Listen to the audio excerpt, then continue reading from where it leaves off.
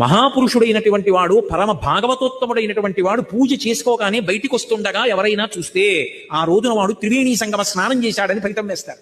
ఒక్క సత్పురుషుడు కానీ కనపడితే జీవితంలో ఆయన వంకను వీళ్ళ చూస్తే ఆ రోజున గంగా స్నానం చేసిన ఫలితం వేస్తారు, పాపం పోతుంది.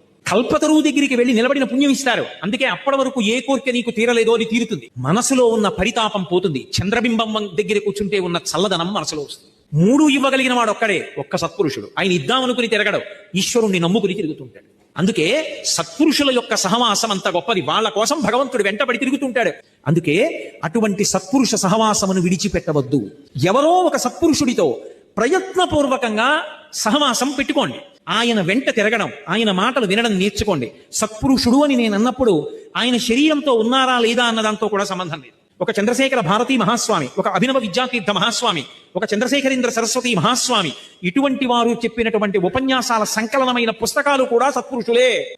ఆయన పుస్తకం చదువుతున్నాను అనుకోండి, ఆయన మాటలు చదువుతున్నానంటే ఆయన నా దగ్గర కూర్చుని నాకు చెప్తున్నట్టే. నిరంతరం నేను ఆయన మాటలు చదువుకుంటూ ఉంటాను అనుకోండి, ఎప్పుడూ నాతో మహాస్వామి వారు కలిసి నడుస్తుంటారు. మహాపురుషుల యొక్క గ్రంథములను చదవడం మర్చిపోవద్దు. ఆర్షవాంగ్మయాన్ని విస్మరించవద్దు.